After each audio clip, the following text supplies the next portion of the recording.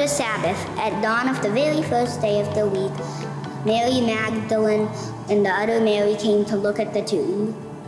Look, there was a great earthquake, for an angel from the Lord came down from heaven. Coming to the stone, he rolled it away and sat on it. Now his face is like lightning, and his clothes as white as snow. The guards were so terrified of him that they shook with fear and became like dead men. But the angel said to the woman, "Don't be afraid. I know that you are looking for Jesus who was crucified. He isn't there because he has been raised from the dead, just as he said. Come see the place where they laid him." Now hurry, go and tell his disciples he's been raised from the dead. He's going on ahead of you to Galilee. You will see him there. I've given the message to you. With great fear and excitement, they hurried away from the tomb and ran to tell his disciples. But Jesus met them and greeted them. They came and grabbed his feet and worshipped him. Then Jesus said to them, "Don't be afraid. Go tell my brothers that I am going to Galilee. They will see me there." How about a round of applause for our students? Great job, everybody. Great job. So one thing some of you know, but a lot of you may not know about me, is that I am a drummer. I don't get to play very much anymore, and it's not because I don't have the opportunity. Rob and the praise band invite me to play all the time. I told them, I don't know, I'm kind of busy on Sundays. And I have always had a very supportive family, which you need if you're going to play an instrument. Because particularly when you're young and learning an instrument, everyone else in the house can hear you learning that instrument when you're not very good. I was the kid that was tapping on everything. It was beating on everything, pots and pans, wooden spoons. I tap on desks. I beat on my steering wheel. If you're ever in a meeting with me and my leg is shaking, I'm not mad. I'm not stressed. That's just me. That's how God made me. I'm just kind of always doing things like that. And one of the ways that my family was supportive of me is that my folks got me drum lessons. And they are here today. Do not fact check any of this with them. This is just how I remember it. But they got me drum lessons when I started in 6th grade. And so I took lessons with this incredible teacher named Dr. Scott McCord. He's actually still teaching drums down at the band room in Southeast Orlando if anyone wants to go take lessons from him. Again, don't ask him about me. Don't fact check any of this. This is just how I remember it. But early on, of course, we're getting to know one another. And he says to me, we can go about this 2 ways. And it's up to you. You decide. How do you want this to turn out? We can jump right into the drum set, and you can just start playing and go into town like most of the people that I teach. Or you can give me 1 year on just one drum and learn the basics. And I promise you, if you do 1 year on one drum, this will come faster, it will be easier, it will be more fun, and you will ultimately be better. Looking back, I realize now that this was a little bit of manipulation. But good manipulation, because he convinced me in 6th grade, who wanted nothing more than to just go ahead and be a rock star as soon as possible. I grew up I was the same age as the drummer from Hanson, so I knew it was possible, okay? But he convinced me to do 1 year on one drum, and we started with the very basics, just how to hold sticks. They're not a baseball bat, they're not a tennis racket. You pinch between your first fingers and your thumb, and the rest of the fingers just lay on. You don't move your arms like Animal from the Muppets. It's all from your wrists. Maybe a little bit from the elbows, and once you're on the drum set, you move around. And all we did at the beginning was just learn how to strike the drum, which I'm going to do just to trigger warning. This is all my parents heard for the first couple of weeks. And the goal was to make it sound even, so that no matter what hand I was hitting with, you couldn't tell. If you just listened to it, it would be the most boring recording in the world because it was even. That's what you're shooting for. And then you would work on tempo. Can you do that but at a consistent beat? At which point you start adding a metronome. And so you just start doing this again, and then it gets faster, and you eventually get faster and faster and faster, and all of these things. And then later on in the year, we began to work on rudiments, which are just the basic rhythms that all drummers learn. And if you've heard of one, you've probably heard of the one called paradiddle. If you haven't heard of that, you think I just made that word up. But that is a technical term, paradiddle, because that's what it sounds like. Right, left, left, left, paradiddle, paradiddle. Okay? If you want to get a little more advanced, you do what's known as a double paradiddle. Right, left, left, right, left, left, left, left, left, I can see on your faces, you're already captivated. If you want to really go wild, if you want to drive the ladies wild, you do a triple paradiddle. And then if you just want to be silly, you double the double at the end. That's called a paradiddle-diddle. And I know some of your brains work like I do, and some of you just said the cat and the fiddle. That's just, I mean, paradiddle-diddle, the cat and the fiddle. Anyway, we did that for a year. So you can already sort of guess how cool I was in 6th grade. But to be fair, is anyone at their coolest in middle school unless you went to space camp? Mad props, I never went to space camp. But then in 7th grade, the drum set was unlocked. By the way, and this is the dumbest thing in the world, we call this a throne, okay? We drummers call this a throne.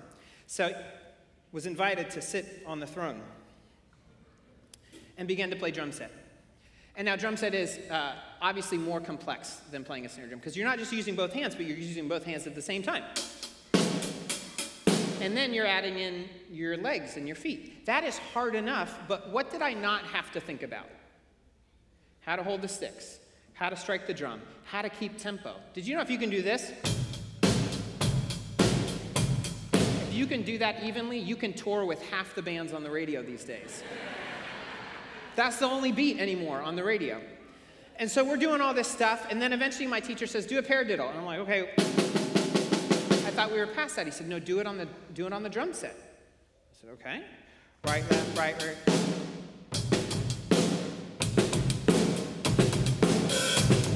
See how much cooler that is? You learn that maybe my teacher knew what he was talking about. Maybe it required learning the basics, something I didn't really want to do, in order to be able to do the thing that I really did want to do. Doing it here, you're going to tour with no one. Okay? This is not on stage anywhere but the Blue Man Group. And I auditioned for them. You need an acting experience to play drums, which was, anyway, whatever. I'll get over that at another time. Can you just jump in here? Yes, half the kids you hear beating in their garage in your neighborhood, just jump in here. But if you take the time to work on the basics, it makes the more complex creative thing so much easier. And my guess is that you have something in your life that's like that. You're maybe not a drummer, but some of you might have a sport or a hobby. Maybe you're a tennis player, and you just have to hit the same shot over and over and over again until your brain goes numb so that you can do it without thinking. Maybe some of you are artists, and you need to learn how to draw a straight line or a perfect circle or how to mix colors. Maybe you are into cooking, and you needed to learn how to season things or how not to burn things. If you have that down, call me. I'd like to learn. Some of you are into math or engineering, and you had to learn certain types of math before you could do cool things like designing curbs or whatever it is that engineers do. Some of you are in finance. You had to learn how to run models and do spreadsheets and read the squiggly lines that show up on the news. But even just in relationships, aren't there basics in relationships? Whenever I do premarital counseling, literally, like, the whole thing until the last day is, can you communicate? That's all we work on. And then the last day, we're like, let's talk about chores and sex and money and the service. And in parenting, there's very basic skills you have to get down first. There are skills, there are abilities, there are seasons in life that oftentimes feel like they are in the way of the thing you want to get to, but you come to learn that if you give it time, it makes the bigger thing better. It contributes to the bigger goal. When you think about the commands in the Bible, the things that Jesus asked us to do, what's the first thing you think of? Love. Good. I hope so. I hope that's what you think of. Love. In fact, Jesus told us the two greatest commandments, out of all the commandments in the Bible, all the laws in the Old Testament, the greatest things you can learn from the Bible is to love God and to love your neighbor as yourself. It's the ultimate goal. It's what we're working towards. It's what we're called to do. And the honest thing is, if we get that down, then a lot of other things fall into place, right? If we learn to love God, then we're going to worship God. And Jesus says, if you love me, you'll keep my commandments. If we learn to love others, we're more likely to do things like desiring the best for other people, giving people the benefit of the doubt, being quick to forgive, offering help and support. All the things that I want you all to do for me, I need to learn and be willing to do for you. And so if I'm going to be a faithful Christian, I should make it my goal to love, to get better at loving God, others, and myself. Those are the greatest commandments. But to love is not the most repeated command in the Bible. Isn't that interesting? Shouldn't the greatest commands be the one that's repeated the most? Like the mission statement, the thing we should keep our eye on the most is the thing that should be repeated the most. But if you think about it, the tip or the thing that your coach or your instructor has to remind you of is usually not the big thing. It's one of the small things, isn't it? Like, think about it. If you are into cooking, how many of you have ever cooked a dish or baked something and forgotten the salt? What happens? It doesn't turn out so good. Or you oversalt something. Or you're like me and you just forget to defrost the protein for dinner before you leave for work. That's just a very basic step that makes dinner prep go much better. So you're not microwaving things and it's half frozen, it's half cooked, and it turns out worse. Or in the golf swing, this is Masters week or weekend or whatever it is. And there's things you got to do with your head and your shoulders and your knees and your toes. Is that song about golf? That's not a good joke. Thank you. You're very kind. But you see, there's a different command than to love that Jesus in the Bible reminds us of over and over and over again, and it is, do not fear. Do not fear. The goal is to love, but we are reminded more often to not fear and to not be afraid. Did you notice that command showed up twice in today's scripture? Did you hear that? It was said by the angel, and it was said by Jesus. Now, to be fair, the angel was described as looking like lightning. Kind of scary, right? And Jesus is who? The one that those soldiers and the two women saw killed and dead and buried on Friday, and now he's up and moving around. I feel like if you feel a little bit of fear, that's to be expected. In fact, the vast majority of times that do not fear shows up in the Bible, it's usually an angel saying, do not fear. And once you look up what angels actually look like, they're not babies. They have way too many eyeballs or not enough eyeballs. I'm going to be afraid of that as well. But I think there's different kinds of fear, aren't there? There's that in the moment something scary happens, something scary is about to happen, or you think it is, or you're experiencing a panic attack. You get that adrenaline rush, the fast heartbeat, the increased breathing, fight or flight. Sometimes it can enable super strength. Sometimes you might not feel pain until later. Anyone ever get hurt? But in a situation where you have a lot of adrenaline and you're fine, and then you find out later that you're hurt. Under certain circumstances, this kind of fear can be helpful. It has kept the human race alive for a very long time. Our ancestors used this fear to keep them alive when they were running away from things like lions and woolly mammoths. Now, I know we all live here, so we might be running from black bears on occasion, but that's generally not something we have to worry about anymore. And so when we experience that fear in our life, the vast majority of the time, that fear does not match the situation we're in. It is a disproportionate feeling based on the context of where they're feeling. And I think that's actually what's happening in today's story, isn't it? The guards, the soldiers, and the women, they feel this fear of this angel, this fear of the risen Jesus, because it's unknown and it might be dangerous. But yet, what both the angel and Jesus are here to say is that the ultimate danger is now over. We actually should have the opposite of fear, right?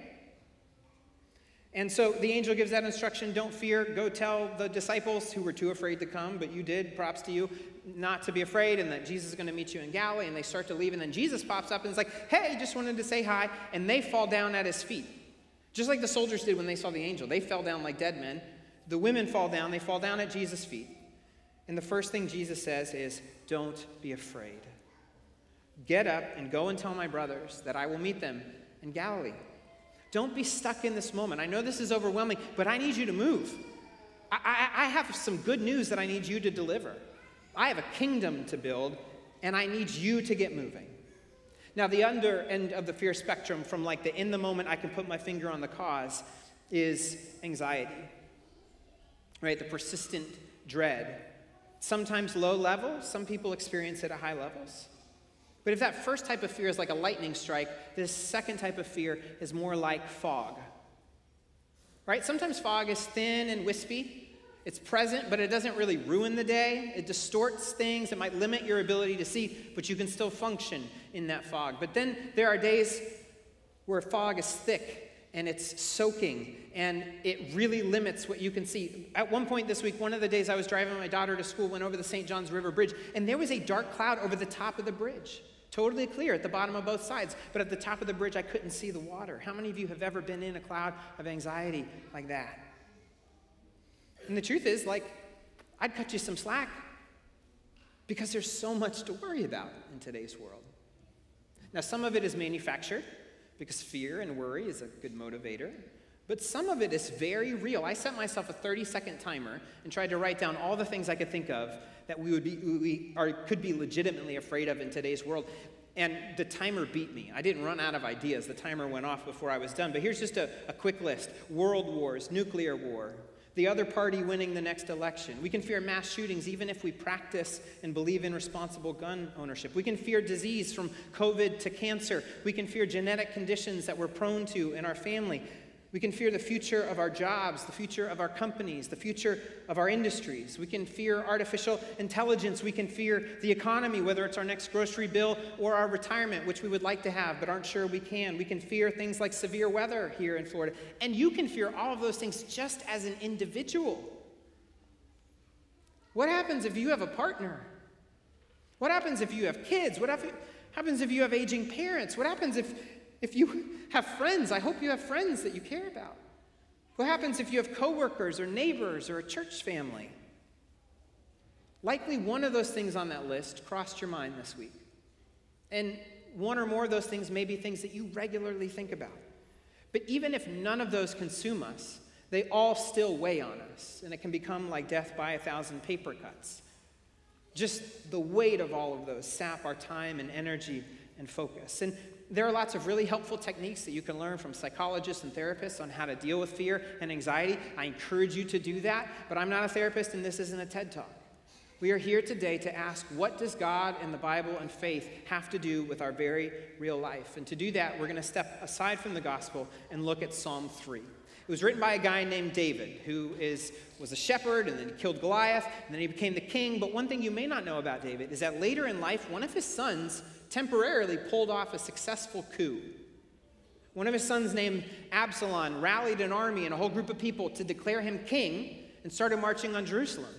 And David had to pack up and run into the wilderness. And Absalom asked his army to then hunt David down, his own father, and kill him. So David flees into the wilderness, and this is how the psalm begins. Lord, I have so many enemies. So many are standing against me. What kind of fear is this? Is this just looming general anxiety, or is this a very real in-the-moment fear? This is a very real in-the-moment fear, right? But then the second thing he says, so many are talking about me, even God won't help him. And I think this is actually the second kind of fear. Because who is David? Or at least who was he? He was the king. And what is the job of the king? To be the anointed one of God, to be in connection with God, to lead the people in the name of God, to listen for God. And I would argue that this is an attack on David's identity, of how he understands himself, how he understands his relationship with God. Isn't that what anxiety does? It destabilizes and tries to redefine all of the things we thought were stable and all the things we thought were true. You know, God had stood by David for a very long time. For a large part of David's life, God was the only one that believed in David. When God sent the prophet Samuel to his father's house, Jesse, and said, one of your sons is going to be the next king. Jesse said, awesome, bring in all the sons except for David. He can stay out with the sheep. His own dad didn't even believe in him, and yet God chose him. And yet now David is worried that maybe that is gone and maybe that is over. Anxiety has a way of calling into question our identity. And it challenges our understanding that we're people of worth and value who can live lives of meaning. But in this psalm, David begins by naming his fears. Do you know how powerful it is to name your fears? Even if they're really big, you can still put a limit on them. You can still define them. You can still name them. And it can go from just being this undefined dread into, God, here are the things I'm afraid of. And that's what David does. But he doesn't stay there. He then turns his focus to God. He says, but you, Lord. What does the word but mean? In contrast to everything I just said. Here's all the things I'm afraid of. But you, Lord, are my shield. You are my glory. You are the one who restores me. I cry out to the Lord, and he answers me from his holy mountain. You, Lord, are my shield. This is a pretty common biblical image. It's repeated all through the Bible. And oftentimes, we think that means God will keep bad stuff from happening. But who carries a shield? Did any of you bring a shield with you this morning? Why not? Because you don't expect something bad you don't expect to need a shield. Who carries a shield? People who think they might need it. People for whom bad things can happen to them. That's who carries a shield. The shield's job isn't to stop bad things from coming our way, but it's to protect the most vital and vulnerable parts of us when bad things happen. When hardships hit, it can be easy to think, oh, God must not love me anymore. God must have abandoned me. I must have done something wrong. That's why God is punishing me. But God never promises in the Bible that bad things won't happen.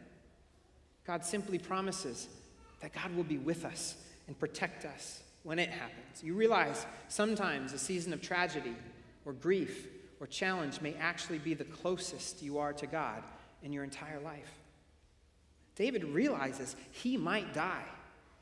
His son's army, just one person needs to find him. That's it. Thousands of people are looking for him. Only one has to find it. But God will still take care of him. He doesn't have to fear the army or death. And then he says, you are my glory. The word in Hebrew for glory means weight or importance. You ever said to someone or has someone said to you, man, that seems really heavy, that thing you're carrying? There's a weightiness to things that are important. How did David used to define his importance? By his job, right? My job title. I sit on the throne. I have endless money. I have an army. I can make everyone do what I want. But now he's in a cave in the wilderness, hiding, afraid for his life. He's lost everything that defined who he is except for one thing. And what was that one thing? His relationship with God. Yes, amen. His relationship with God. I don't need the power. I don't need the throne. I don't need the palace. I don't need the money. All I need is you, God. And then there's one more thing that gives him hope in the midst of this fear. He says, you are the one who restores me. I cry out loud to the Lord, and he answers me from his holy mountain. This is a specific, actual mountain, not just some, picture in his mind. This is what will become the Temple Mount. There's no temple yet in Israel. His son, Solomon, will build it. But people are already going to this hilltop to worship and to pray and to burn sacrifices. And the sacrifices in the Bible are for two primary things: to ask for forgiveness and to express gratitude. And so when David is hiding in the wilderness and he looks to Jerusalem, 24 hours a day, 7 days a week, there is a column of smoke going up from Jerusalem. And that is a tangible sign that God has made a way for our sins to be forgiven. God has given us a tangible way to be forgiven and reconnected with God no matter what we have done. When David looks to Jerusalem, he sees a sign of God's mercy.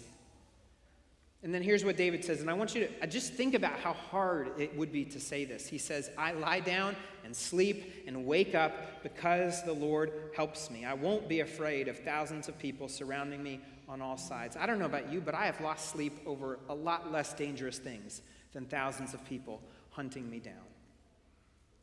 You see, fear so often paralyzes us, doesn't it? Even if we don't fully stop, it slows us down. It keeps us from taking risks. It keeps us from leaning forward. It keeps us from living the kind of life that God has called us to live. It keeps us from loving the way we're supposed to love. It keeps us from receiving the love that we're supposed to receive. Learning to get past fear is like spending a year on one drum so you can learn how to play the drum set. Reminding yourself not to fear is like reminding yourself to tuck your chin before you take that shot. It dramatically affects the bigger goal, even though it sometimes might feel like a small thing. But if we can get over fear, we can begin to focus on accomplishing the greatest commandment. Psychologist Elizabeth Kubler-Ross, who's known for developing the stages of grief, she once wrote this: there are only two emotions, love and fear. They're opposites. And if we're in fear, we're not in a place of love. And when we're in a place of love, we cannot be in a place of fear. We have to make a decision to be in one place or the other. There's no neutrality in this. If you don't actively choose love, you will find yourself in a place of either fear or one of its component feelings. We must continually choose love. Here's how the Bible says it. It's much more succinct. 1 John 4:18. There is no fear in love, but perfect love drives out fear. Now, was it practically helpful For Jesus to tell the women trembling on the ground to get up and go because they had a job to do, yes, absolutely. But I think there's something far more profound about the idea that the first command the risen Jesus gives us is do not fear. Every other command that the Jesus who holds all authority in heaven and on earth, it's all given in the context of not being afraid. And why? Well, I'll let the risen Jesus tell you. Come on out. No, I'm just kidding. It's from Revelation chapter 1. John encounters a vision of the risen Jesus. And he says, when I saw him, I fell at his feet like a dead man. Seems to be common. But he put his right hand on me and says, don't be afraid. I am the first and the last and the living one. I was dead, but look, now I'm alive forever and always. I have the keys of death and the grave. We gather today, and every Sunday, but especially today, to do what David models for us in Psalm chapter 3.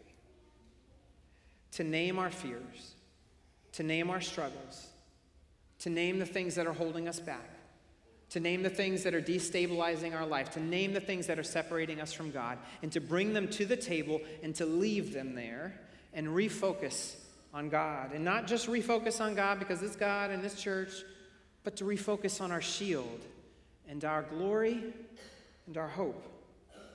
We are invited to look at a different hill in Jerusalem. One that on the top has an empty cross and underneath it has an empty tomb.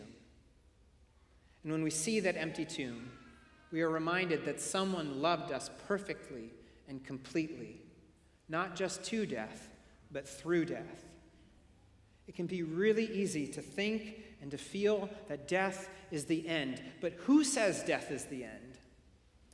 Death does. But does death get the final word? That's great branding. If you want to make people afraid of you, say, God may have created you, but I can end you. But Jesus says, I have the keys to death. Death is not that grief is real. Separation is real. Missing the people that you love is real. Fearing for the people you leave behind is real. But it's temporary. The one who defeated sin and death is alive and is calling us to get over fear so we can move into the good news, so that we can spread the good news, so that we can fulfill the greatest commandment, to love God, others, and ourselves. Jesus is alive, and it makes all the difference in the world. Amen.